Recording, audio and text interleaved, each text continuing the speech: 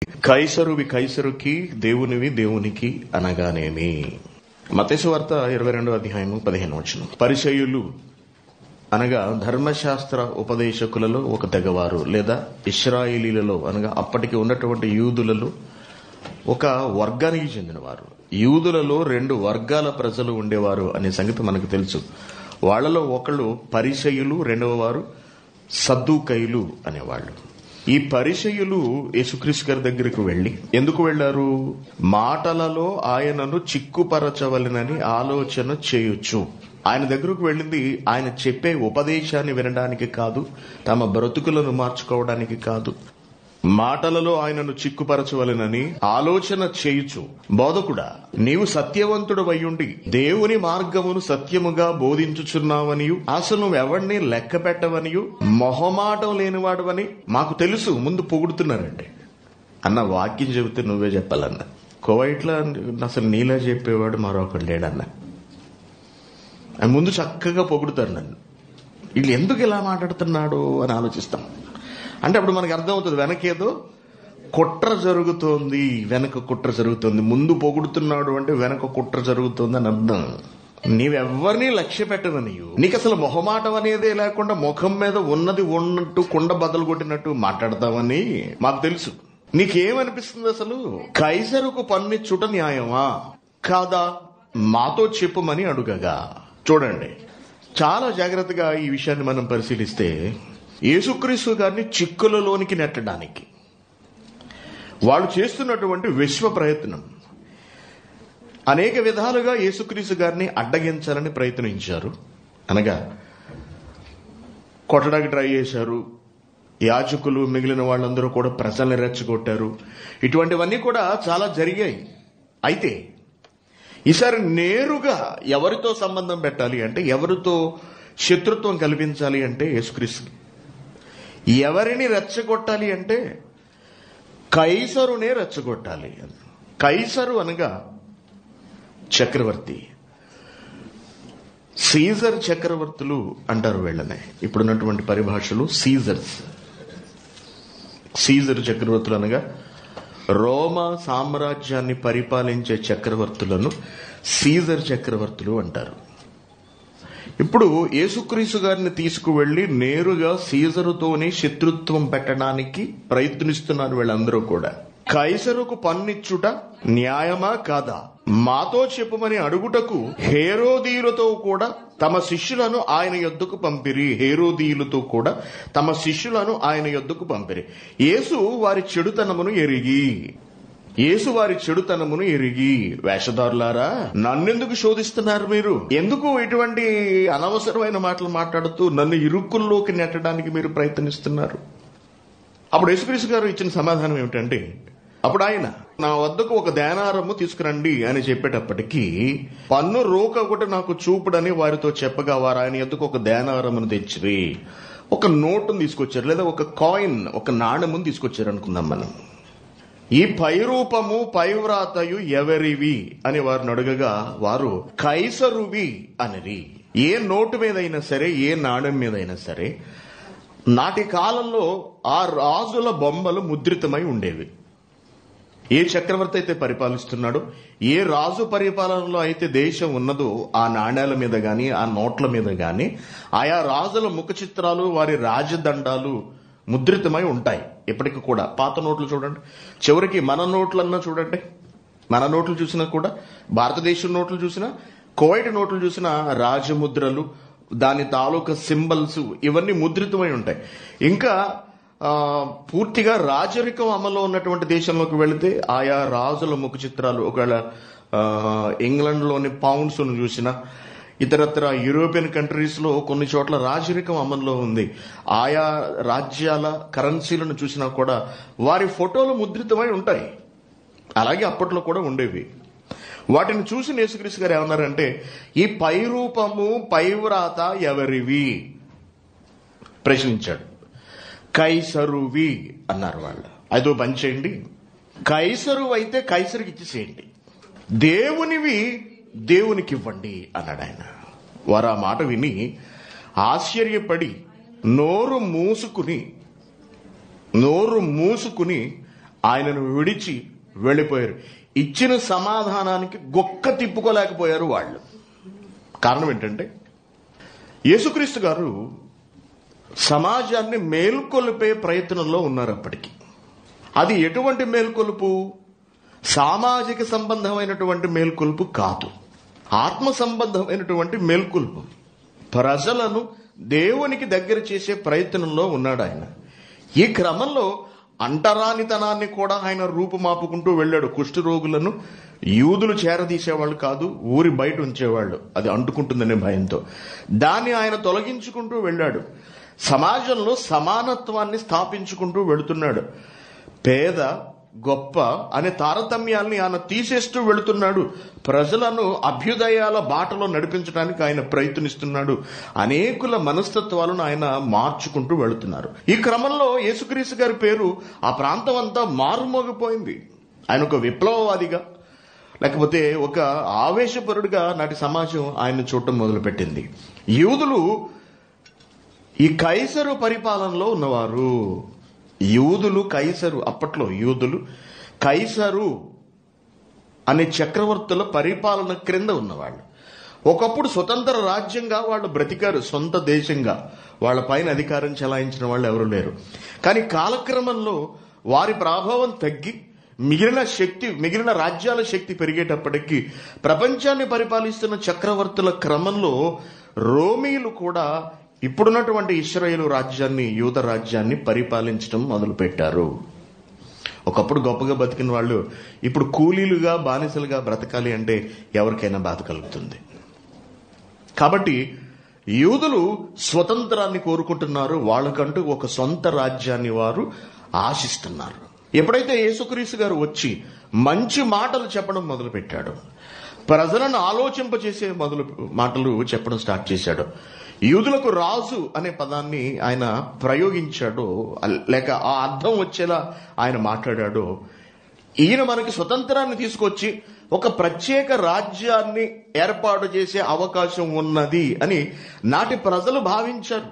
ఎందుకంటే ఆయన మాటల్లో ఉన్న శక్తికి, ఆయన వెనక వేల కొలది జనాంగం అనుసరించడాన్ని బట్టి, అంతేకాకుండా ఆయన అనేక మందికి భోజనం పెట్టడాన్ని బట్టి, అనగా సూచక క్రియలు చేసి అద్భుతాలు చేసి భోజనం పెట్టడాన్ని బట్టి ఈయన రాజు అయితే బాగుంటుంది అనే అభిప్రాయానికి నాటి జనాంగం వచ్చింది. కాబట్టి యేసుక్రీస్తు గారిని ఒకానొక సమయంలో రాజును కూడా చేసేద్దాం అనుకున్నారు. చూడండి, యోహాను సువార్తలో మనకి అది కనపడుతుంది. యోహాను సువార్త 6వ అధ్యాయము 15వ వచనం. రాజుగా చేయుటకు వారు వచ్చి తన్ను బలవంతముగా పట్టుకొనబోచున్నారని యేసు ఎరిగి మరలా కొండకు ఒంటరిగా వెళ్లిపోయినారు. రాజును చేయబోతున్నారంట. రాజును చేయాలి అంటే కొన్ని లక్షల జనాంగం ఏకమవ్వాలి. రాజుగా ఉండబోయే వ్యక్తి గొప్పవాడై ఉండాలి, ప్రజలందరిలో ప్రాచుర్యం పొందినవాడై ఉండాలి. ఆ ప్రాచుర్యం క్రీస్తుకు వచ్చేసింది, పేరు వెళ్ళిపోయింది. ఆయన పేరు చుట్టుపక్కల ప్రాంతాల అన్ని ప్రాంతాలకి, అన్ని రాజ్యాలకు వెళ్ళిపోయింది. ప్రజలందరూ ఒక్క తాటి మీదకి వచ్చేశారు. ఎప్పుడైతే ఈయన వేల మందికి భోజనం పెట్టేస్తున్నాడో అసలు ఇటువంటి రాజు ఉండాలి కదా అనుకున్నారు. కారణం ఏమిటి? ఫ్రీగా ఫుడ్ పెడతాడు, పని చేసుకోవాల్సిన అవసరం లేదు, ఆయన ఎక్కడుంటే అక్కడికి వెళ్ళి కూర్చుని సరిపోదు, భోజనం ఉచితంగా వచ్చేస్తుంది అనే ఉద్దేశంతో ఇలాంటి వాడు కదా మనకు రాజు కావాలి అనుకుని రాజుగా చేద్దామని తాపత్రయపడ్డారు. అంటే ప్రజలలో క్రీస్తుకి అప్పట్లో మంచి ఫాలోయింగ్ ఉన్నది, మంచి ఫాలోయింగ్ ఉంది. అయితే ఒకనాడు గొప్పగా బ్రతికిన మనం ఈ రోజు ఇలా బానిసలుగా బ్రతుకుతున్నాం కదా, మరి మనం పన్ను కట్టొచ్చా కట్టకూడదా అనే ఆలోచనతో క్రీస్తును ఇబ్బంది పెట్టడానికి ఒక వర్గం తయారైంది. మనకు తెలుసు, ఏదైనా ఒక మంచి పని మనం చేసుకుంటూ వెళుతున్నట్లయితే దాన్ని చెడగొట్టే వర్గం, ఒక బ్యాచ్ ఎప్పుడూ ఉంటుంది. ఆ కాలం ఈ కాలం అని లేదు, అక్కడ ఇక్కడ అని లేదు.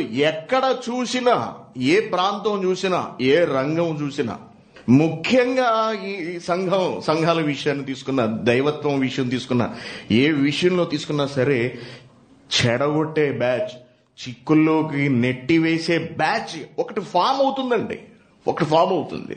అలాగే ఈ పరిచయులు, సద్దూకైలు అనేవాళ్ళు ఫామ్ అయ్యారు అప్పట్లో. ఇప్పుడు కూడా మన దగ్గర ఫామ్ అవుతూ ఉంటారు, సడన్ గా ఫార్మేషన్స్ అనేవి జరిగిపోతుంటాయి. ఇప్పుడు కొత్తగా ఒకటి తెర మీదకి వచ్చింది, అదేంటంటే మాకెప్పుడు వస్తాయి పదవులు. ఇప్పుడు తెర మీదకి వచ్చిందండి. ఒక గుళిక వేశాడు, ఒక పాచిక వేశాడు, ఈ పాచిక బయటకు వచ్చేసింది. ఇది ప్రజల్లో తిరుగుతుంది. ఇప్పుడు పదవులు ఇవ్వకపోతే ఎవడుంటాడు? పదవులు ఇవ్వకపోతే ఎవరుంటారు? ఇక్కడ పదవుల కోసం వచ్చామేమన్న వాళ్ళు చేతులెత్తండి. పదవులు ఇస్తేనే ఉంటాం అన్నది వచ్చేసింది. 2 నెలల్లో క్రియేట్ చేసేశారు. పదవులు ఇస్తేనే ఉంటాం, పదవులు ఇస్తేనే ఉంటాం. పదవుల కోసం సంఘం లేదు.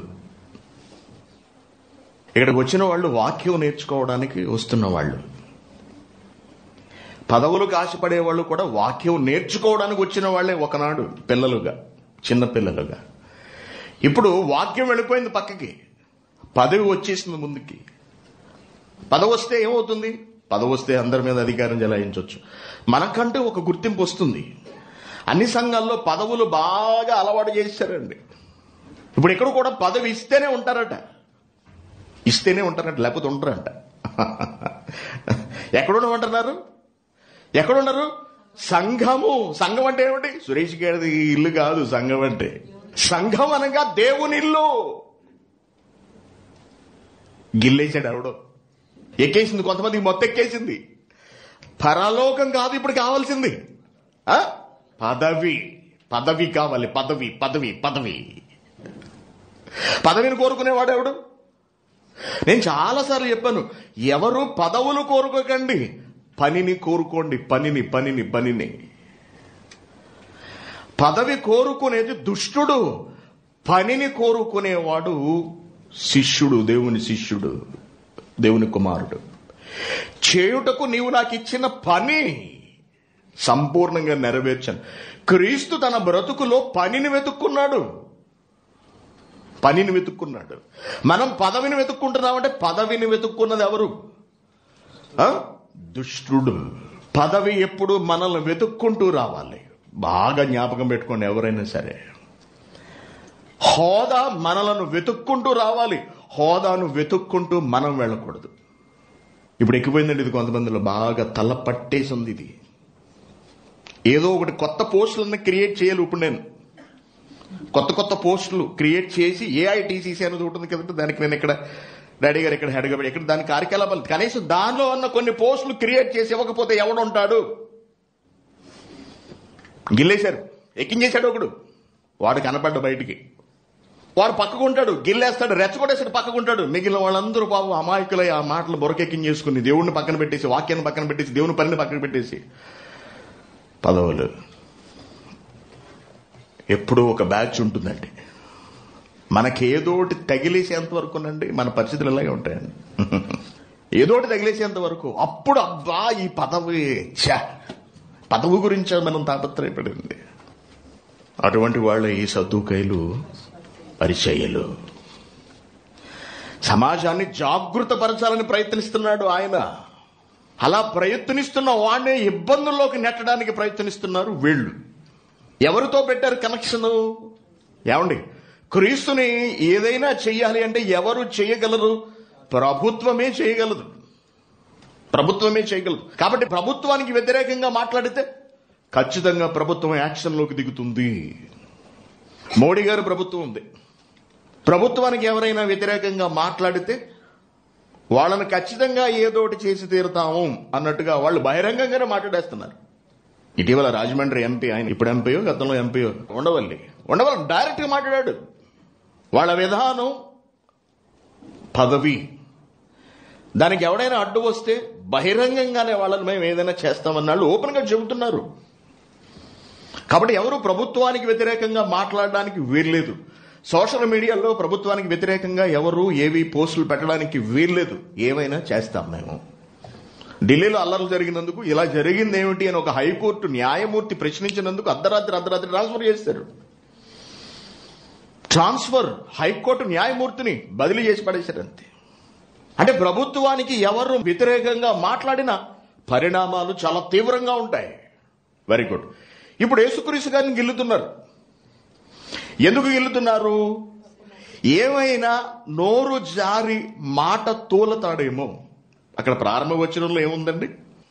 మాటలలో ఆయనను చిక్కుపరచవలెనని, మాటలతో ఇబ్బందులలోనికి నెట్టి ఆయనను సమస్యల్లోకి తోసేయడానికి ప్లాన్ చేశారన్నమాట. ప్రభుత్వంతోనే వ్యతిరేకత కల్పించారు. అప్పుడు అడిగారు, ఏమిటి మరి కైసరుకు పన్నిచ్చుట న్యాయమా కాదా? కైసరుకు పన్నిచ్చుట న్యాయమా కాదా? అసలు మీరు దేని గురించి ఆలోచిస్తున్నారా అన్నాడు. ఆయన మాటల్లోని ఆంతర్యం ఏమిటంటే, మీరు దేని గురించి ప్రాకులాడుతున్నారు? మీరు దేని గురించి ఆలోచిస్తున్నారు? తీసుకురండి, రోకతిలా తీసుకురండి అన్నాడు. తీసుకొచ్చాడు. పై రూపము పై వ్రాత ఎవరివి అన్నాడు. ఎవరు కొట్టించుకున్నారు ముద్ర? ఎవరివని ఉన్నది దాని మీద కైసరు అని ఉంది. ఒక పని చేయండి, కైసరిదా కైసరికి ఇచ్చేయండి అన్నాడు. వాళ్ళేమని ఊహించారు? పన్ను కట్టవలసిన అవసరం లేదంటాడు ఈయన అనుకున్నారు వాళ్ళు. మనం పన్ను కట్టడం ఏంటి అంటాడు అనుకున్నారు వాళ్ళు. ఎందుకంటే గతంలో ఒక సందర్భం, గతంలో ఇటువంటిది ఒకటి జరిగింది. షెకెలు, మత్తయి సువార్త 17వ అధ్యాయము 24. వెరీ గుడ్ అండి. వారు కపెర్నహూమునకు వచ్చినప్పుడు అరషేకెలు అను పన్ను వసూలు చేయువారు పేతురునొద్దకు వచ్చి, మీ బోధకుడు ఈ అరషేకులు చెల్లింపడా అని ఆయనను అడుగగా, ఎందుకు చెల్లించడు? చెల్లిస్తాడు అని. అతడు ఇంట్లోనికి వచ్చి మాటలాడక మునుపే యేసు ఆ సంగతి ఎత్తి, సీమోను, నీకేమనిపిస్తోంది? భూరాజులు సుంకపు పన్నును ఎవరి యొద్ద వసూలు చేయుదురు? కుమారుల యొద్దనా అన్యుల యొద్దనా అని అడిగాను. అందుకు అతడు అన్యుల యొద్దనే అని చెప్పగా యేసు, అలాగైతే దేవునికి కుమారులముగా పరిగణించబడుతున్న యూదులమైన మనము స్వతంత్రులమే. బాగా గమనించండి, యూదులు వారి రాజ్యాలలో పన్నులు వసూలు చేసేవారు కాదు. అయితే వాళ్లతో పాటు నివసించే ఇతరుల దగ్గర, అనగా అన్యుల దగ్గర కొందరు పన్నులు వసూలు చేసుకునేవారు.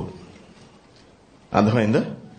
ఇలా పన్ను వసూలు చేసుకునే వాళ్లను యూదులు పాపులుగా, అనగా నేరగాళ్లుగా పరిగణించేవారు. అంటే కొంతమంది లాభం కోసం పన్ను వసూలు చేసుకునేవాళ్ళు.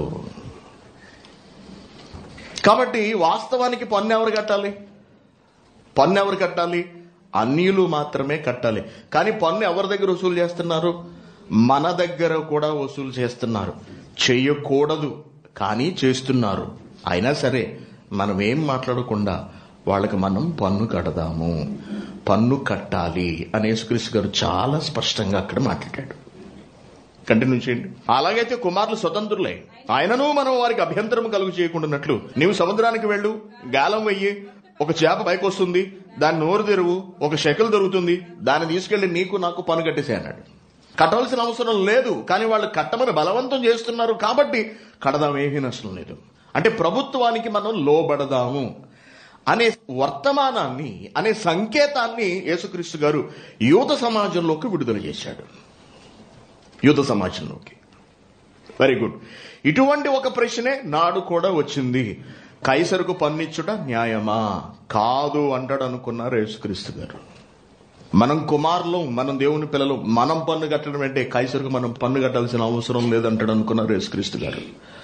దేవుని పిల్లలారా, క్రైస్తవ్యం ఎప్పుడూ కూడా ప్రభుత్వానికి వ్యతిరేకంగా ఎవరిని ప్రోత్సహించదు. ఎప్పుడు, నాటి నుండి నేటి వరకు కూడా ఎప్పుడూ ప్రభుత్వానికి లోబడి బ్రతకమనే దేవుని వాక్యం సెలవిస్తుంది. పన్ను అనే విధానాన్ని ప్రభుత్వం ఏర్పాటు చేసినప్పుడు దానికి ప్రతి ఒక్కడు లోబడి బ్రతకవలసిందే. రాజ్యంలో ఉన్నవాడు. ఈ దేశంలో మనం ఉన్నాం. ఈ దేశంలో మనం నేరుగా ఎక్కడా పన్నులు ఎక్కడా కట్టవలసిన అవసరం లేదు. మనం కొనుక్కుంటున్న వస్తువుల మీదే తాత్కాలికమైనటువంటి పన్ను మనకు కనబడకుండానే పడుతుంది, అంతవరకే. కానీ మన దేశంలో, భారతదేశంలో అయితే అలా కాదండి. ప్రతి వస్తువు మీద ఈ రోజున GST అనే దాన్ని వేస్తున్నారు. ఒక కెమెరా కొనాలి, ఆ కెమెరా ఖరీదు 40,000, GST 15,000 లేదా 10,000. అది కలిపే నువ్వు కట్టాలి.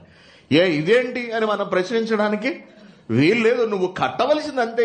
నోరు మూసుకుని కట్టాల్సిందే. కడుతుంది, భారతదేశం అంతా కడుతుంది. ఈ రోజున మనకు ఇన్కమ్ ట్యాక్స్, రోడ్డు ట్యాక్స్, నిజంగానంటే రోడ్డు ట్యాక్స్ ఎంత దారుణం అంటే భారతదేశంలో విశాఖపట్నం నుండి బయలుదేరి రాజమండ్రి వెళ్లే లోపు 4 సార్లు టోల్ గేట్లు ఉన్నాయండి. 4 సార్లు. మొత్తానికి 200 కిలోమీటర్ల దూరంలో 400 దోచేస్తున్నారండి. ఇక అలా హైదరాబాద్ వెళ్ళేంతవరకు ఎంత ఉంటాయి, లేకపోతే విజయవాడ వెళ్ళేంతవరకు ఎంత, ఇంచుమించు 1000 రూపాయల వరకు కేవలం రోడ్డు ట్యాక్స్కి అయిపోతుంది. వసూలు చేస్తున్నారు. లూట్ అనమాట, దోచేసుకుంటున్నారు. మరి ఎవరైనా ఎదురు తిరిగి మాట్లాడడానికి ఉంటుందా? ఎవరు మాట్లాడడానికి వీలు లేదు. కారణం ఏంటంటే ప్రభుత్వం నడవడానికి, ప్రజా సంక్షేమ పథకాలను ఏర్పాటు చేయడానికి, ప్రజలకు కావలసిన అవసరాలన్నీ తీర్చడానికి తప్పనిసరిగా ప్రజలందరూ ఉమ్మడిగా డబ్బులు వేసుకోవాల్సిందే. అందరూ తలో దినారు, తలో నూజు దినారు, తలో 10 దినార్లు ఎలా వేసుకుని పనులు జరిగిస్తారు. అలాగా దేశ ప్రజలందరూ తలో కాస్త ఆ ఎంత వేయాలన్నది ప్రభుత్వం నిర్ణయిస్తుంది. మళ్ళీ మన ఇష్టం కాదు. అక్కడ ట్యాక్స్ వాడు ఎంత అంటే 100 రూపాయలు వచ్చింది, నోరు మూసుకుని అక్కడ 5 పైసలు తక్కువ కాకుండా అక్కడ పెట్టి నువ్వు వెళ్ళవలసిందే. ఇంతకీ అదేమిటి? పన్ను రూపేణా ఉన్నటువంటి చందా, అంతే కదండి. అది మన కష్టార్జితం. పన్ను అని పేరు పెట్టి వసూలు చేస్తున్నారు. పన్ను రూపేణా ఉన్నటువంటి చందా అది ఇవ్వవలసిందే. ఇలాగా మన దయా దాక్షిణ్యాలతో వ్యవస్థ అంతా పనిచేస్తుంది. ప్రజల అవసరాలు తీర్చడానికి అని ప్రభుత్వం చెబుతూ ఉంటుంది. ఆ ప్రజా అవసరాలు తీర్చడం కొరకు పోగు చేసినటువంటి పన్నులలో అధిక శాతం పక్కదారిలోనికి వెళ్ళిపోతుంటాయి ఈ స్కాముల రూపంలో, మనందరికీ తెలిసిన విషయమే. అయినప్పటికీ కూడా తప్పనిసరిగా పన్నులు కట్టవలసిందే ఎవరైనా. ఎప్పటి నుండి కాదు, ఎప్పటి నుండో వస్తున్నటువంటి శిస్తు విధానం అంటారు దీన్ని. శిస్తు విధానం, ట్యాక్స్ సిస్టమ్. కాబట్టి ప్రభుత్వం తీసుకున్న ఏ నిర్ణయానికైనా సరే దేవునికి భయపడేవాడు, దేవునిని అంగీకరించిన వాడు తప్పనిసరిగా లోబడి తీరాలి. ప్రభుత్వాలకు విధేయత కలిగి ఉండాలి తప్పించి ఎట్టి పరిస్థితుల్లోనూ ఎదిరించడానికి వీలు లేదు. యేసుక్రీస్తు గారు ఎదిరిస్తాడేమో అని వాళ్ళు ఆశపడ్డారండి.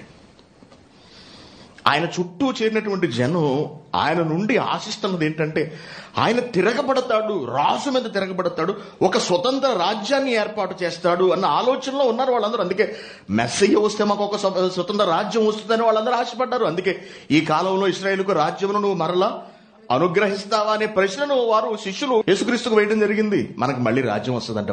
ఇవన్నీ మీకు అనవసరం, నేను చెప్పిన పని మీరు చేయండి అని ఆయన అన్నాడు. కాబట్టి దేవుని పిల్లలారా, ఇప్పుడు కైసరుకి ఇవ్వడం అంటే ఏమిటి అని మనం ఆలోచిస్తే, ఏ నిబంధనను, ఏ రూల్ని అయితే ప్రభుత్వాలు ఏర్పాటు చేశాయో లేక రాజులు ఏర్పాటు చేశారో వాటి పట్ల విధేయత కలిగి ఉండాలి, వాటిని మన్నించాలి, వాటిని మన బ్రతుకు కాలంలో అమలు చేయాలి. ఎందుకంటే అధికారులు లేదా అధికారంలో ఉన్నవాళ్ళు ప్రజలందరి క్షేమం కొరకు పనిచేస్తున్న వాళ్లే అని దేవుడు చెప్పడం జరిగింది. మనం చూశాం రోమిలికి రాసిన పత్రిక 13వ అధ్యాయము. ప్రతివాడు పై అధికారులకు లోబడి ఉండవలెను, ఎలైనగా దేవుని వలన కలిగినది తప్ప మరి ఏ అధికారము లేదు. ఉన్న అధికారాలు దేవుని వలననే నియమింపబడి ఉన్నవి. కాబట్టి అధికారం ఎదిరించువాడు దేవుని నియమం ఎదిరించుచున్నాడు. సచ్ ఎ బ్యూటిఫుల్, ఎంత అద్భుతమైనటువంటి వివరణ దేవుడిస్తున్నాడు చూడండి భక్తుల ద్వారా. ప్రభుత్వాన్ని ఎదిరించడానికి వీల్లేదు. ప్రభుత్వ విధానాలు నీకు నచ్చకపోయినా సరే, నీకు నచ్చలేదని నువ్వు నీ నిరసనను తెలియపరచొచ్చేమో శాంతియుత పద్ధతుల ద్వారా, అంతే తప్పించి తిరగబడటానికి మాత్రం ఎట్టి పరిస్థితుల్లోనూ దేవుడు అంగీకరించట్లేదు. ఈ రోజున నక్సలిజం అనేది మనకు తెలుసు. భారతదేశంలో నక్సలిజం దేని నుంచి పుట్టుకొచ్చింది? అణిచివేత నుండి పుట్టుకొచ్చింది, దోపిడీ నుండి పుట్టుకొచ్చింది. అనగా భూస్వాములు పేద ప్రజల రక్తాన్ని తాగుతున్నారు, వాళ్ళ కష్టానికి తగిన విలువను ఇవ్వటం లేదు అని. అలాగే రష్యాలో విప్లవం వచ్చింది, కమ్యూనిస్ట్ విప్లవం వచ్చింది. ఎందుకు వచ్చింది విప్లవం? అది కార్ల్ మార్క్స్ రాసినటువంటి ఆ రచనలకు ప్రేరేపితులైనటువంటి ఎందరో తిరుగుబాటుదారులు, మార్క్సిస్టులు, వీళ్ళందరూ కూడా తయారయ్యి సంపదను అందరూ సమానంగా పంచుకోవాలి, ఏ కొందరి దగ్గర అది కేంద్రీకృతం కావడానికి వీలు లేదు అని రష్యాలో విప్లవం తీసుకొచ్చారు. లెనిన్, స్టాలిన్ వీళ్ళందరి నాయకత్వంలో. అంటే దోపిడీ. కష్టపడి 8, 9, 10 గంటలు పనిచేస్తున్నది కార్మికుడైతే దాని వలన వచ్చే ఫలాన్ని అనుభవిస్తున్నవాడు పెట్టుబడిదారుడు. కాబట్టి కేవలం పెట్టుబడిదారీ వ్యవస్థ చేతిలోని సంపద ఉండిపోకుండా కష్టపడే ప్రతి ఒక్కడికి సమానంగా సంపదను పంచిపెట్టాలి అని చెప్పేదే మార్క్స్ సిద్ధాంతం. అలాగే పుట్టింది నక్సలిజం. దేవుని పిల్లారా, అయితే నక్సలిజాన్ని ప్రభుత్వం సమర్థించదు. ఎందుకంటే ప్రజల సంక్షేమం చూడవలసింది ప్రభుత్వం. లోటుపాట్లు ఏమైనా ఉంటే కనుక ప్రభుత్వం చూసుకుంటుంది, అంతే తప్పించి హింసాత్మకమైనటువంటి పద్ధతుల ద్వారా ఆయుధాలను చేతబట్టి అధికారాన్ని చేతుల్లోకి తీసుకుని ప్రజలను భయభ్రాంతులకు గురి చేసి వారిచే బలవంతంగా డబ్బులు వసూలు చేసి అది పేద ప్రజలకు పంచిపెట్టడం అనేది చట్టబద్ధమైనది కాదు, రాజ్యాంగబద్ధమైనది కాదు. సమాజం దీనిని సహించదు అంటూ ప్రభుత్వం ఏం చేసిందంటే కొన్ని చట్టాలు తయారు చేసి నక్సలైట్లకు వ్యతిరేకంగా కొన్ని దళాలను, టీమ్స్ని ఏర్పాటు చేసి వాళ్ళని అణగదొక్కేసింది అనే సంగతి మనకు తెలుసు. కాబట్టి చట్టాలకు వ్యతిరేకంగా మనుషులు తిరగబడినా అది ఆమోదయోగ్యం కాదు, భక్తులు తిరగబడినా అది ఆమోదయోగ్యం కాదు, ప్రభుత్వానికి వ్యతిరేకంగా ఉండకూడదు అని సాక్షాత్తు దేవుడే సెలవిస్తున్నాడు. కాబట్టి కైసరుకు పన్ను కట్టొద్దని యేసుక్రీస్తు గారు ఎలా అంటారు? అనరు, ఆయన అనలేదు. ఆ మాట వినేటప్పటికి వాళ్ళు షాక్ అయిపోయారు అనమాట. ఇదేంటి యేసుక్రీస్తు గారు ఇలా మాట్లాడేశాడు, ఎందుకు ప్రభుత్వాన్ని సమర్థించాడు అంటే కారణం ఎక్కడుంది? ప్రతివాడు పై అధికారులకు లోబడి ఉండవలను, ఏలయనగా దేవుని వల్ల కలిగినది తప్ప మరి అధికారమును లేదు, ఉన్న అధికారములు దేవుని వల్లనే నియమింపబడి ఉన్నవి. కాబట్టి అధికారాన్ని ఎదిరించేవాడు దేవుని నియమమును ఎదిరించుచున్నాడు, ఎదిరించువారు తమ మీదకి తామే శిక్ష తెచ్చుకుందురు. ప్రభుత్వము చేయువారు చెడ్డ కార్యములకే గాని మంచి కార్యములకు భయంకరులు కారు. నీకు మేలు కలుగుటకు అధికారులు దేవుని పరిచారకులు. ఎలా మాట్లాడుతున్నారో చూడండి. నీకు మేలు కలుగుటకు అధికారులు దేవుని పరిచారకులు. వారికి భయపడకుండా కోరితివా? మేలు చెయ్యి, అప్పుడు వారి చేత మెప్పు పొందుదువు. నీవు చెడ్డది చేసిన ఎడల భయపడము, వారు ఊరకయే ఖడ్గమును ధరింపరు. కీడు చేయువాని మీద ఆగ్రహము చూపుటకై వారు ప్రతీకారము చేయు దేవుని పరిచారకులు. ప్రోత్సహిస్తున్నాడు సమాజాన్ని ప్రభుత్వాలకు, అధికారులకు, రాజులకు లోబడి బ్రతకమని. ఇంకా చూసినప్పటికీ మనం తిమోతికి రాసిన 2వ పత్రిక 2వ అధ్యాయం 1వ వచనం నుండి, మనము సంపూర్ణ భక్తియు మాన్యతయు కలిగి నెమ్మదిగాను సుఖముగాను బ్రతుకు నిమిత్తము అన్నిటికంటే ముఖ్యంగా మనుషులందరి కొరకును రాజుల కొరకును. రాజు కొరకు ఎలా చేస్తామండి? వాడు మనల్ని బాధ పెట్టేవాడు కదా. హింసించే రాజు అనుకోండి, హింసించే రాజు ఎలా ప్రార్థన చేయగలవు? చేయాల్సిందే అన్నాడు. రాజుల కొరకును అధికారులందరి కొరకును విజ్ఞాపనములను, ప్రార్థనలను, యాచనలను, కృతజ్ఞతాస్తుతులను చేయవలెనని హెచ్చరించుచున్నాను. ఇది మంచిది అంటున్నాడు. అంతేకాకుండా మన రక్షకుడగు దేవుని దృష్టికి అనుకూలమునై ఉన్నది. కాబట్టి లోబడాలి ప్రతి ఒక్కరు. ఉన్న ప్రభుత్వానికి ఎదురు నిలబడడానికి వీలు లేదు అంటున్నాడు. అందుకే యేసుక్రీస్తు గారు కైసరు పన్ను విధిస్తే కట్టండి, కైసరుకి ఇవ్వండి అంటున్నాడు. కైసరుకి. తీతుకు రాసిన పత్రిక 3వ అధ్యాయం 1వ వచనం,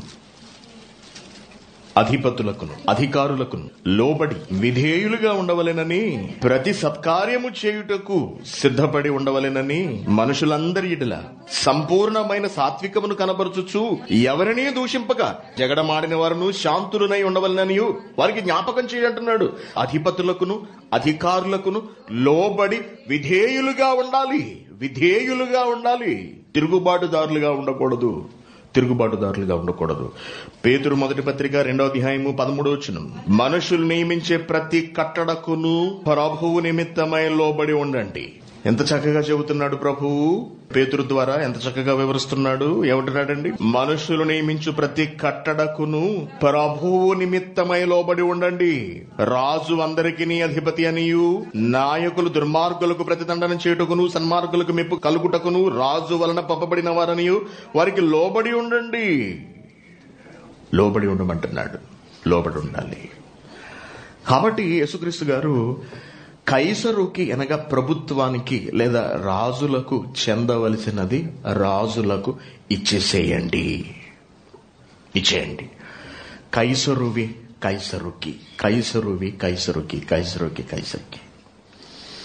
వెరీ గుడ్. ఇప్పుడు కైసరుకి అని ఊరుకోకుండా ఈయన ఏమన్నారంటే దేవునివి దేవునికి అనే ఒక పదం వేశాడు ఆయన. దేవునికి ఇవ్వండి.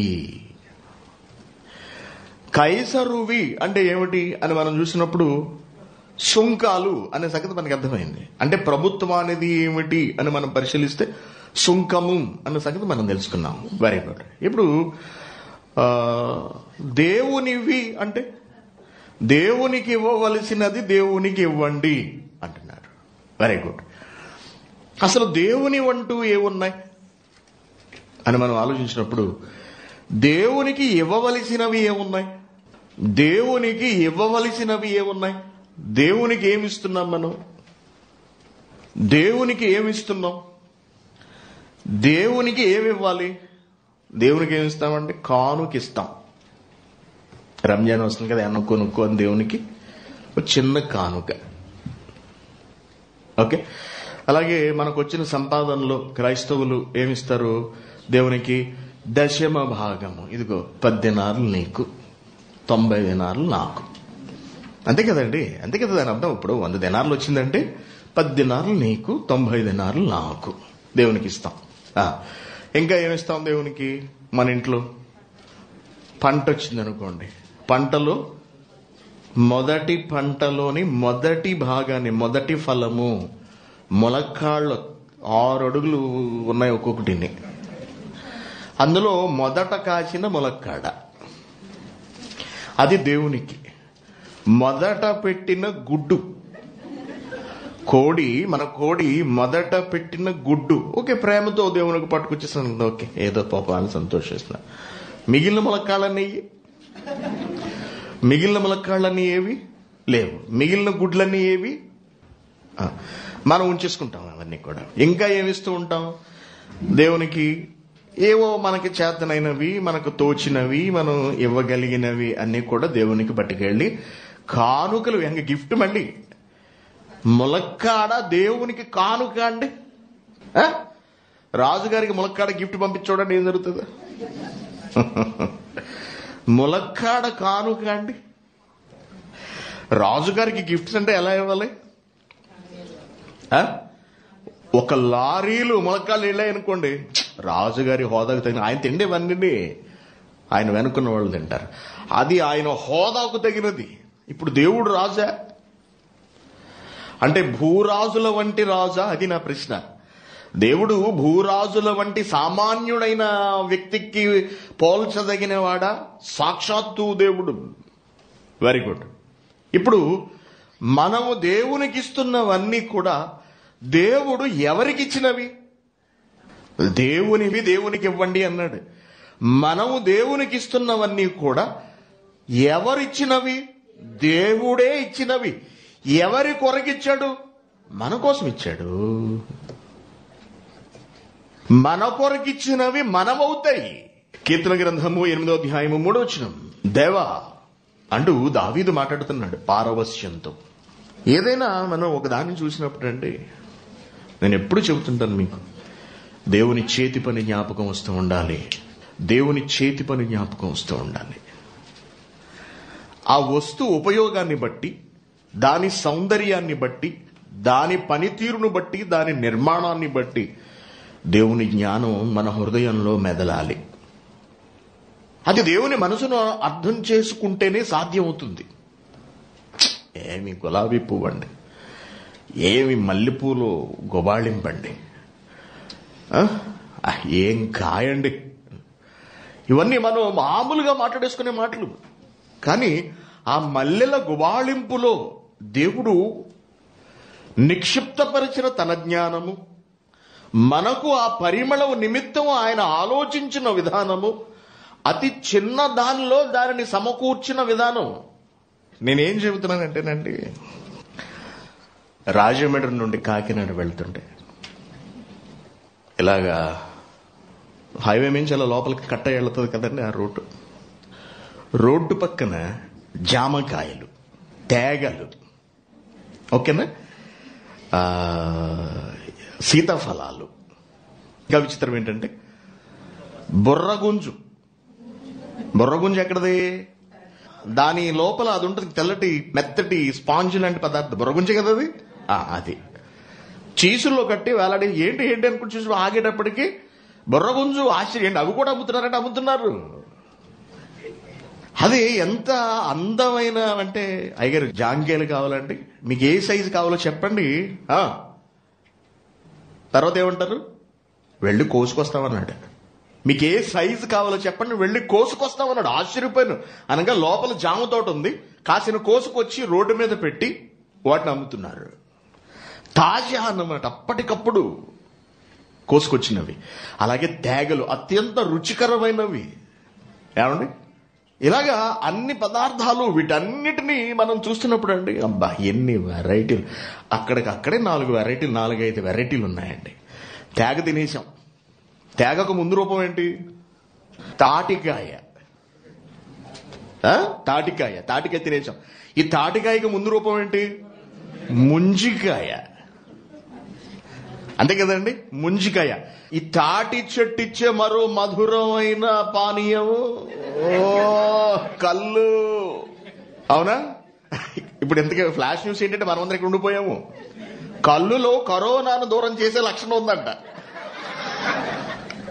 దానిలో ఒక చక్కటి ఏదో ఒక పదార్థం ఉంది, అది కరోనా ఈ వైరస్లను వాటన్నిటిని కూడా దగ్గర రానకుండా ఉంచుతుంది అని చెప్పి ఇవాళే వార్త రాశారు.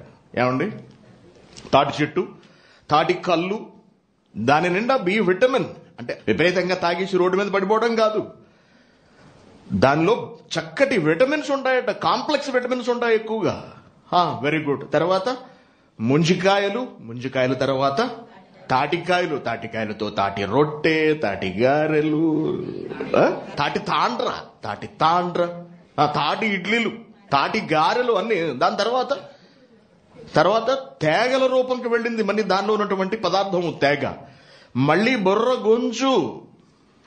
ఇన్ని రూపాలలో ఆహార పదార్థాలు, రుచులు మారుతూ వెళ్ళండి. తేగది, బొర్ర గుంజుది ఒకే రుచి కాదు. తాటి కాయది, తేగది ఒకే రుచి కాదు. తాటి కళ్ళు, తేగ ఒకే రుచి కాదు. అబ్బబ్బబ్బబ్బబ్బబ్బ, ఏమి బుర్రా దేవుడిది. కొట్టండి ఒకసారి. ఇలా ఏది చూసినా, దేన్ని పరిశీలించినా దేవుని జ్ఞానము, దేవుని మనస్సు, మన మీద దేవుడు కనబరుస్తున్నటువంటి ప్రేమ, ఇవన్నీ జ్ఞాపకం రావాలి. చూస్తున్నాడు దావీదు. చూసేటప్పటికి నీవు కలుగ చేసిన చంద్ర నక్షత్రములను నేను చూస్తున్నాడు. చంద్రుడిని చూశాడు. ఒక్కొక్కసారి చంద్రుడు ఎన్నో మొన్న చూస్తానండి, పక్కన అలా పెట్టినట్టున్నాడండి, చక్కటి కాంతివంతమైనటువంటి రూపం. అసలు అక్కడ ఎలా వచ్చింది, ఎలా ఉన్నది, ఎందుకు ఎప్పుడు చూసినా మన చుట్టూ తిరుగుతోంది ఇది? ఎంత చక్కటి చల్లటి వెన్నెల అంటారు కదండి, ఎంత మంచి రూపము. చక్కటి వెండి వలె దగదగలాడిపోతుంది. ఒక్కొక్కసారి ఒక్కొక్క కలర్లో ఉంటుంది, ఒక్కొక్క సైజులో ఉంటుంది. నక్షత్రాలు, కోట్ల కొలదిగా నక్షత్రాలు, వాటి వింత రూపాలు, వాటి సౌందర్యం, వాటి వలన మనం పొందుతున్నటువంటి ఆనందము, సంతోషము. నీవు కలుగజేసిన ఒక తాటికాయను చూడగా, ఒక తేగను చూడగా, మహానిర్మాణాలైన నక్షత్రాలను చూడగా, చంద్రుణ్ణి చూడగా, దేన్ని చూసినా సరే అసలు నీ జ్ఞానం ముందు మమ్మల్ని జ్ఞాపకం చేసుకోవడానికి నీ ముందు మేమెంతటి వాళ్ళము తండ్రి, మేమెంతటి వాళ్ళం, మేమెంత, మా బతుకెంత, మా జ్ఞానం ఎంత, మా ఆయుష్కాలం ఎంత, మా జీవం ఎంత. నీవు నరుని జ్ఞాపకము చేసుకున్నటకు, నీవు మనుష్యుని జ్ఞాపకము చేసుకున్నటకు వాడు ఏ పాటివాడు? నీవు నరపుత్రుని దర్శించుటకు అసలు వాడు ఏ పాటివాడు? నీకంటే వారిని కొంచెము తక్కువ వానిగా చేశావు. మహిమా ప్రభావములతో వానికి కిరీటం ధరింపచేశావు. ఎవరికి? మనకే, మనుషులకి కిరీటము ధరింపచేశావు నీ చేతి పనుల మీద. అంటే ఈ పనులన్నీ ఎవరి కొరకు? ఇప్పుడు నక్షత్రాన్ని ఇద్దామా దేవునికి? దేవునివి దేవుని కంటే దేవుడు చేసిన ఈ సమస్త వస్తువులు ఎవరి కొరకు ఇస్తున్నట్టుగా ఇక్కడ రచయిత మాట్లాడుతున్నాడు. పరిశుద్ధాత్మ ప్రేరణతో దావీదు పలుకుతున్నాడు, రచించాడు. మనుషుల కొరకు నీ చేతి పనుల మీద వానికి అధికారం ఇచ్చితివి. గొర్రెలనన్నిటినీ, ఎడ్లనన్నిటినీ, అడవి మృగములను, ఆకాశ పక్షులను, సముద్ర మత్స్యములను, సముద్ర మార్గములు సంచరించు వాటన్నిటినీ వాని పాదముల కింద ఉంచి ఉన్నావు కదా. వాని పాదముల కింద ఉంచి ఉన్నావు. ఎంత బాగుంది చూడండి. అవన్నీ మనకిచ్చాడు, మనం తినడానికి, మనం అనుభవించడానికి. మనకిచ్చినవి దేవుని అవుతాయా? వాటిని దేవునికి ఇస్తున్నావా? మనం పెట్టిన గుడ్లలో ఒక గుడ్డును పట్టుకెళ్ళి దేవుడికి ఇచ్చేసి దేవునికి ఇచ్చేసామని సంతోషపడిపోతున్నావా మనం? ఇవన్నీ దేవునివా? వీటిని దేవుడు వాడుకుంటాడా? వీటి యందు దేవుడు సంతోషిస్తాడా? దేవుడు ఆనందిస్తాడా? ఆలోచించండి. దేవుని పిల్లలారా, దేవునివి దేవునికి ఇవ్వాలి అంటే ఇవేమి ఇవ్వకూడదా? నిరభ్యంతరంగా ఇవ్వచ్చు. ఇవి దేవుడికి ఇచ్చి మన సంతృప్తిని ప్రకటించకూడదా? నిరభ్యంతరంగా ప్రకటించవచ్చు. మన కరెన్సీని, మన డబ్బుని దేవుని కొరకు ఇవ్వకూడదా? సంతోషంగా ఇవ్వచ్చు. ఇవి కాక దేవుని ఉన్నాయి. ఇవన్నీ దేవుడు నీకిచ్చినవి. నీ తృప్తి కొరకు నువ్వు వీటిని దేవుడికి ఇస్తున్నావు. అయితే దేవునివే కొన్నున్నాయి, వాటిని దేవునికి ఇవ్వాలి అంటున్నాడు. వాటిని దేవునికి ఇవ్వాలి. వాటిని ఇవ్వక, బాగా గమనించండి, దేవునిది దేవునికి ఇవ్వక, దేవుడు మనకిచ్చిన వాటితో కొన్నిటిని ఆయనకిచ్చి మనం సంతృప్తి పడిపోతున్నాం. ఏమిటట దేవుని ఇంతకేని అని మనం పరిశీలిస్తే, 1 పేతురు 2:9. అయితే మీరు, ఇక్కడ ఒక ఆన్సర్ వచ్చింది మనకి. దేవునివి ఏమిటి అని మనం పరిశీలిస్తే, మీరు చీకటిలో నుండి ఆశ్చర్యకరమైన తన వెలుగులోనికి మిమ్మును పిలిచిన వాని గుణాతిశయములను ప్రచురము చేయు నిమిత్తము ఏర్పరచబడిన వంశము, రాజులైన యాజక సమూహము, పరిశుద్ధ జనము, దేవుని సొత్తు అన్నాడు. ఇక్కడికి వచ్చేటప్పటికి దేవునిది ఏమిటట? సొత్తు అన్నాడు. ఈ సొత్తు ఏమిటి? డబ్బులా? బంగారమా? ఆస్తిపాస్తుల? సొత్తు అంటున్నాడు. సొత్తు అంటే డబ్బులే కదండి. సొత్తు అంటే ప్రాపర్టీ, సంపద అని మనం చెప్పుకోవచ్చు. సంపద. దేవుడి సంపద ఏమిటి? ఇప్పుడు మన సంపదకు వచ్చేటప్పటికి ఏమిటి మన సంపద? మనకు ఆస్తిపాస్తులు ఉన్నాయి, ఇళ్లు ఉన్నాయి, పొలాలు ఉన్నాయి, కార్లు ఉన్నాయి, మేడలు, మిద్దెలు అన్నీ ఉన్నాయి. కానీ దేవుడికి ఆయనకున్న ప్రాపర్టీ ఒక్కటే. ఆ ఒక్కటి ఏమిటంటే అది వస్తువు. అది ఏ వస్తువు? నిర్జీవమైనటువంటి వస్తువు కాదు గాని, మనుషుల కొరకిచ్చినటువంటి వస్తువు కాదు గాని, మనిషే ఆయన వస్తువు, మనిషే ఆయన సొత్తు అనే సంగతి మనకి ఇక్కడ చాలా స్పష్టంగా అర్థమవుతుంది. మళ్ళీ చదవండి.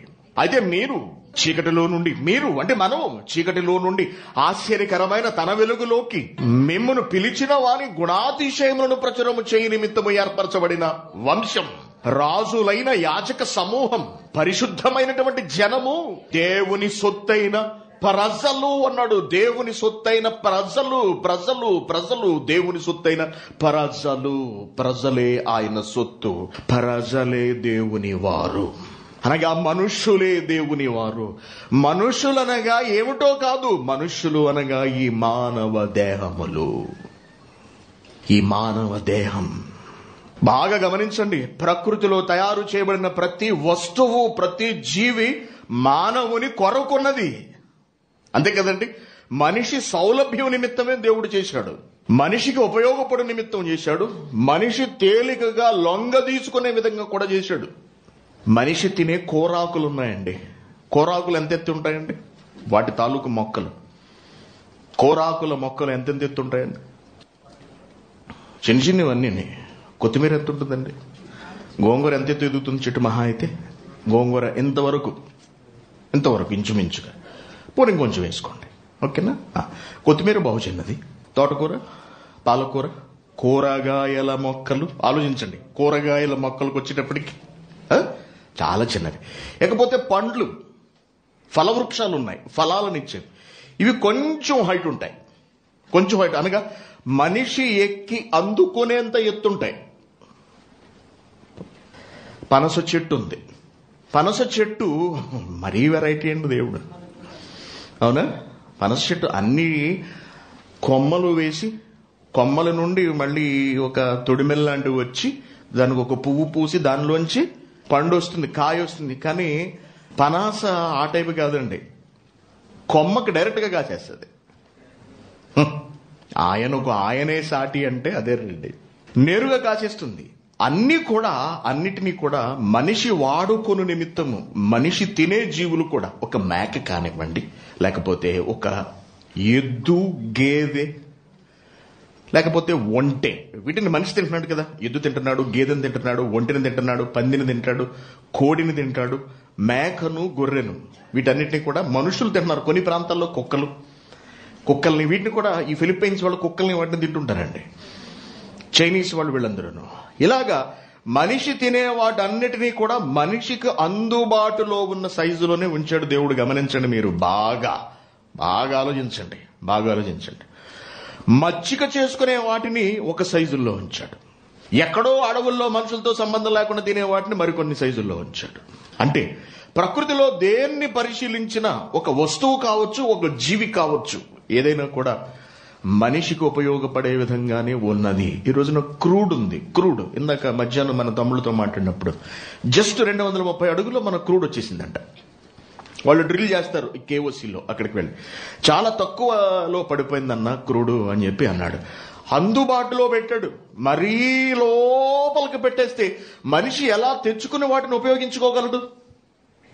ఆలోచించండి. అనగా వస్తు సంపద గాని, ప్రకృతిలో దేవుడు భద్రపరిచినటువంటి ఈ ఖనిజ సంపద కానీ, లేకపోతే మనిషి తినడానికి ఉపయోగపడే ఈ ఆహార పదార్థాలు అన్నీ కూడా కేవలం మనిషి బ్రతకటం కొరకు, మనిషి ఉపయోగించుకోవడం కొరకు మాత్రమే ఉన్నాయి.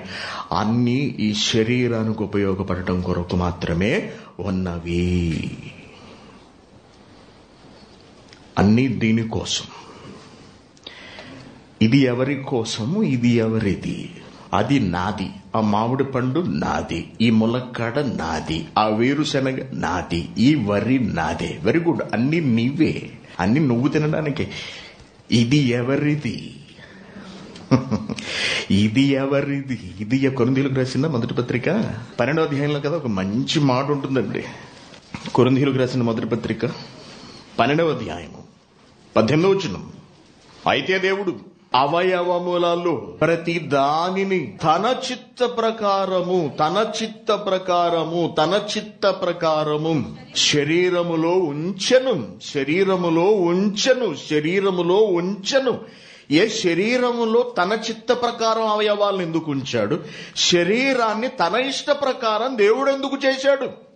దేవుడైన యెహోవా నేల మంటితో నరుని నిర్మించి అంటాడు. నేల మంటితో నరుని నిర్మాణం దేవుడు స్వయంగా తన హస్తాలతో నిర్మించింది. ఎందుకు ఈ విషయంలో అంత విశేష ప్రాధాన్యతను కల్పిస్తున్నాడు దేవుడు? అది దేవునిది, అది ఆయనది. ఈ శరీరం మనది కాదండి. ఎందుకంటే దీనిలో దేని నుంచాడు మహానుభావుడు? తన భాగాన్నుంచాడు, తన అంశనుంచాడు. తానే ఉన్నాడు, తానే నివసించే చోటు, తాను వర్ధిల్లుచున్న చోటు, తాను ఆసీనుడైనటువంటి చోటు. కాబట్టే తానే స్వయంగా ఈ శరీరాన్ని నిర్మించుకున్నాడు. అందుకే మనిషి ఈ రోజుకి కూడా అర్థం చేసుకోలేనంతటి విచిత్ర పరిస్థితుల్లో ఈ దేహం పనిచేస్తూ ఉంటుందండి. ఒక వింత, దీని తయారీ ఒక వింత, దీని పనితీరు ఒక వింత, దీని లోపలి భాగాలు ఒక వింత. ఎప్పటికీ వింతే మానవ దేహం ఈ ప్రపంచానికి. కారణం ఏంటంటే దేవుడు తానే నివసించడానికి తయారు చేసుకున్న ఒక మహా నిర్మాణము, మహా కట్టడం ఇది. ఇది దేవునిది. కొరింథీయులకు రాసిన మొదటి పత్రిక 6వ అధ్యాయము 19వ వచనం చూడండి, ఏమంటున్నాడు? మీ దేహము దేవుని వలన, మీరు జస్ట్ ఈ భూమి మీద బ్రతకడానికి మీకు అనుగ్రహింపబడింది కొంతకాలానికి. కానీ ఇది ఎవరిది? ఇది దేవుడు నివసించుచున్న చోటిది, దేవుడు కొలువు తీరిన చోటు. ఎఫెసీయులకు రాసిన పత్రిక 4వ అధ్యాయము 6వ వచనం. అందరికీ తండ్రి అయిన దేవుడు ఒక్కడే. ఆయన అందరికంటే పైగా ఉన్నవాడై అందరిలోనూ వ్యాపించి అందరిలో మహానుభావుడు, మహాశక్తివంతుడు, సర్వ సృష్టికర్త అయినటువంటి ఆ దేవుడు, మహానుభావుడు భాగమై విభజింపబడి లేదా ఒక రూపముగా మనలో ఇమిడి ఉన్నాడు. ఆయన నివసించడానికి అనువైన చోటే ఈ మానవ దేహము ఈ భూమి మీద. ఇది దేవునిది. మరి ఇది సమర్పిస్తున్నావా? యేసుక్రీస్తు గారు ఏం చెప్పారు? ప్రభుత్వానికి ఇవ్వండి, రాజులవి రాజులకు ఇవ్వండి, కైసరుది కైసరుకు చెల్లించండి. దేవునిది ఒకటి ఉంది. వీటి గురించి మీరు తాపత్రయపడుతున్నారేంట్రా? పన్ను గురించి ఏడుస్తున్నారేంట్రా? మీ సంపద మొత్తం కట్టమంటున్నాడా కైసరు? ఎంత కట్టమంటున్నాడు? 10% కట్టమంటున్నాడు. కట్టు, నీ దగ్గర ఏముంది? దేవుని ఆస్తివే నువ్వు, ఒక మహాశక్తివి నువ్వు, సాక్షాత్తు దేవుని కుమారుడివి నువ్వు. దేవుడే నీలో నివసిస్తున్నాడు. ఆ దేవుడు అయినది దేవునికి సమర్పించు, దేవునికి చెందవలసినది దేవునికి సమర్పించు. అదే నీ దేహము, నీ శరీరము, నీ జీవితము. దాన్ని అంకితం చెయ్యి. దీన్ని చెయ్యం. దాన్ని ఇవ్వు దేవునికి. అది దేవుడు అడుగుతున్నాడు. తనది కాబట్టి అడుగుతున్నాడండి. మీ కూరగాయలు నాకేమన్నా దేవుడు అడుగుతాడండి? కూరగాయలు ఆయనకి ఎందుకండి? మనం తినడానికి చేసాడండి. మహానుభావుడు సాంబార్ పెట్టుకున్నా అన్న అన్నాడు, అంతే. సాంబార్ పెట్టుకో, ఎన్ని కూరగాయలు కావాలి? ఇన్ని కూరగాయలు ఎందుకు ప్రభు అంటే సాంబార్ పెట్టుకున్నా అన్న అన్నాడు, అంతే. ఒకటే మాట. సాంబార్ పెట్టుకు తింటున్నావు బ్రహ్మాండంగా. ఇక ఈ కూరగాయలు అన్ని వేసి ఏం బాగుంటుంది తండ్రి? మరి ఏం ఉండాలి? పప్పు ఉండాలి. అలాగే పప్పు చేశారు కదా నాన్న. సాంబార్ పొడి, అన్ని రకాల దినుసులు కొడతా ఉండి సాంబార్ పొడికి మగవాళ్ళు చెప్పండి ఎన్ని రకాలండి? ఎన్ని రకాలు? ధనియాలు, జీలకర్ర, ఆవాలు, మెంతులు, ఈ పొడులన్నీ కొట్టి, ఇంగువ, ఏమండి వీటన్నిటిని పొడి కింద కొట్టి దానిలో వేసి ఉప్పు, కారం అన్ని తగిలించి మళ్ళీ చివరిలో కొత్తిమీర కట్ చేసి ఒక చెంచాడు నెయ్యి తగిలించి కొట్టామంటే అబ్బబ్బబ్బబ్బ గుమగుమలాడిపోతుంది సాంబారు. మనం సాంబారు పెట్టుకోవడం కొరకు ఇన్ని వస్తువులు, మనం వండుకు తినడం కొరకు ఇన్ని పదార్థాలు, ఇన్ని రుచులు, అమోఘమైనటువంటి రుచులు. ఇవన్నీ నువ్వు తినడానికి నాన్న. కానీ నీ దగ్గర మరొకటి ఉంది. నీదైనది అది నీది కాదు, అది నాది. నాది నాకివ్వవా?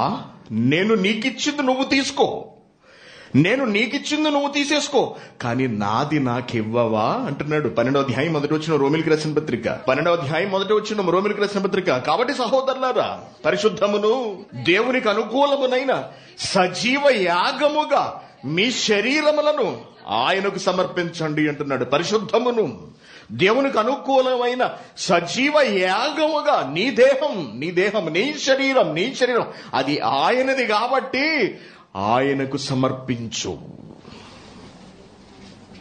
ఇస్తున్నావా? ఇవ్వగలుగుతున్నావా? ఈ శరీరంతో దేవుడు పనులా? ఈ శరీరమే దేవునికి యాగం అవుతుందా, లేకపోతే పాపం అయిపోతుందా?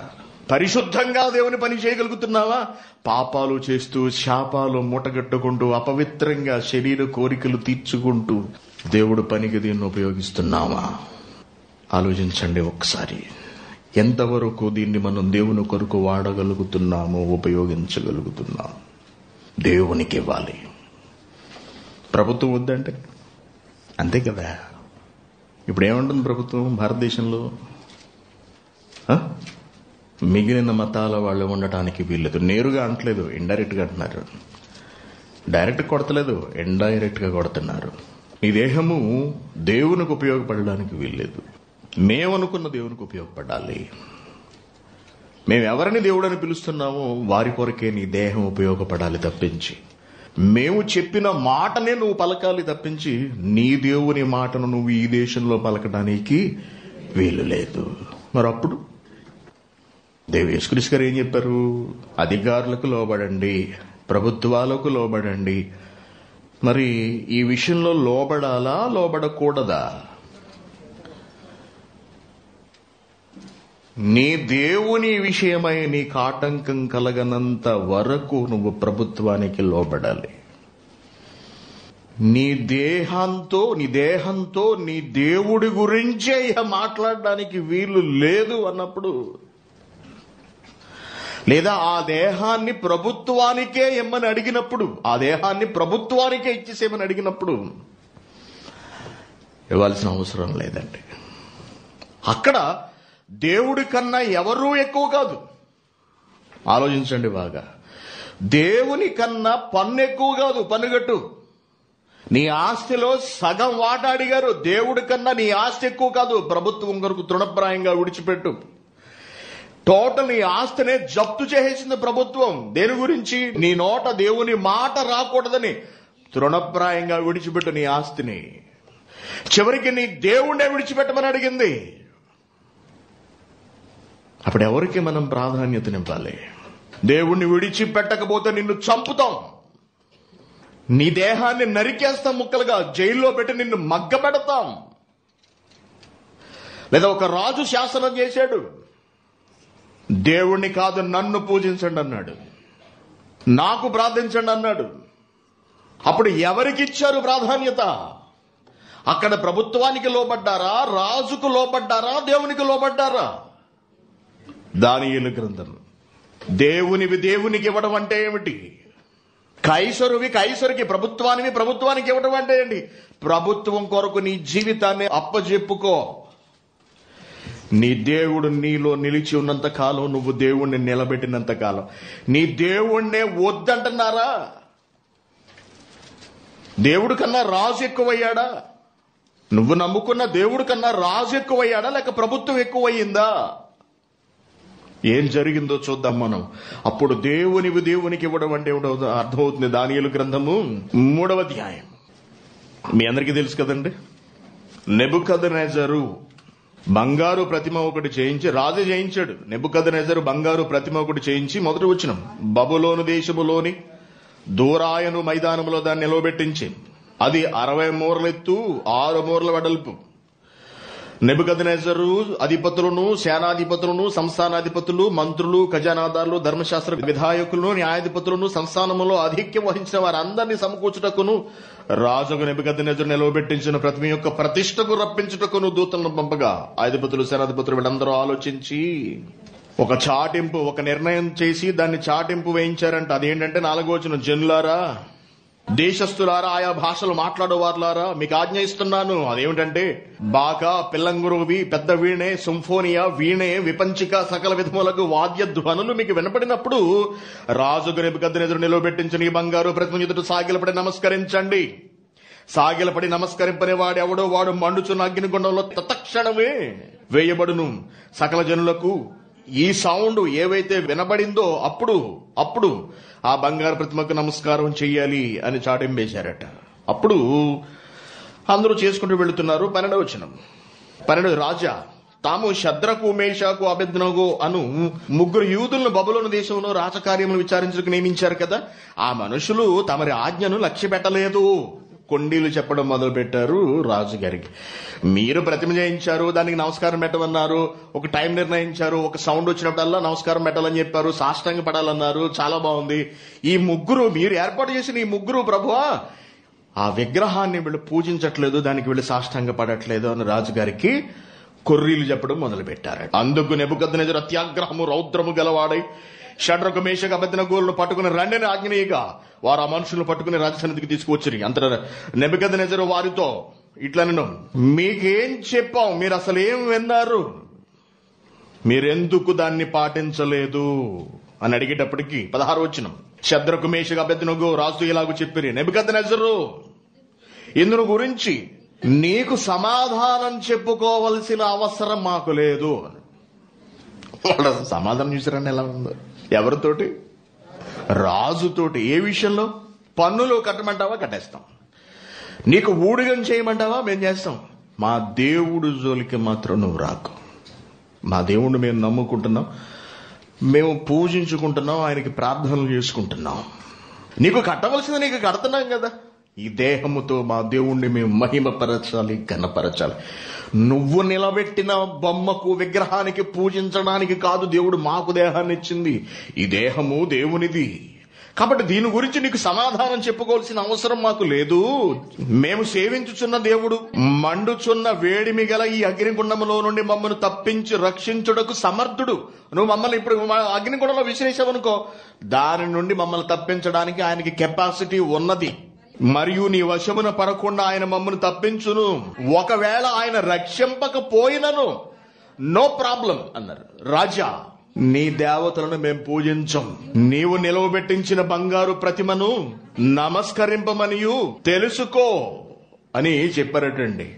ఎంతవరకు వెళ్లారంటే వెళ్ళు, ఎందుకు అంతవరకు వెళ్లారు? ఇది ప్రశ్న.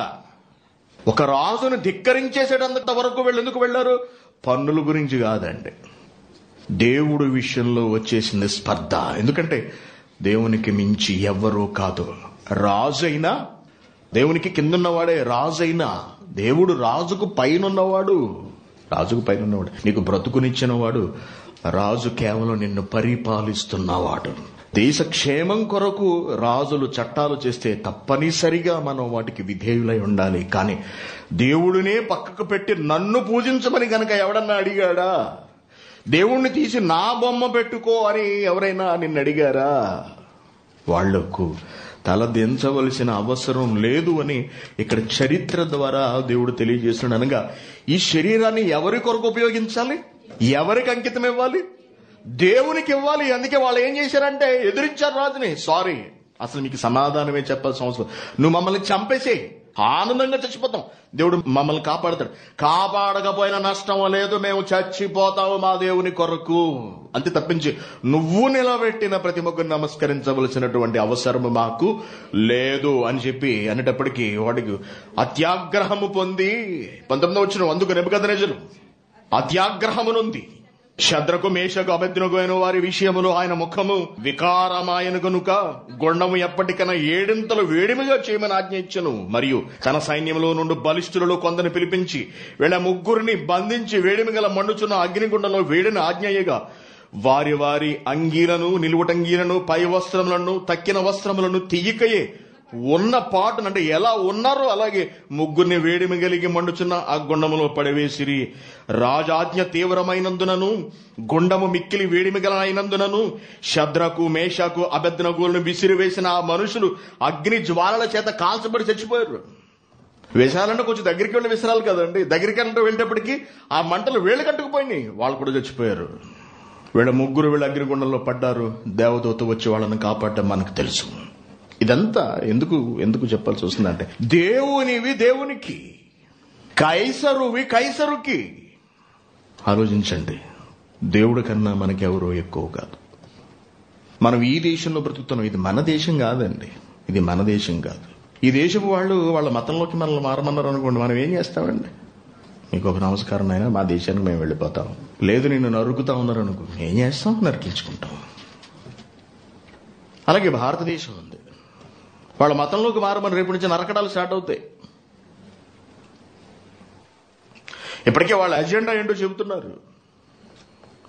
పన్నులు వేశారు, కడుతున్నాం. ఇంకా పన్నులు వేస్తారు, కడతాం. చర్చిల మీద కూడా పన్నులు వేయచ్చు, కట్టేస్తాం. ప్రభువు నమ్ముకున్నది కూడా శిస్తు కట్టమని అడగొచ్చు, కడతాం. కానీ ప్రభువునే వదిలేయమంటే ఎలా తట్టుకోగలవు చెప్పండి? జరిగే పనేనా అది?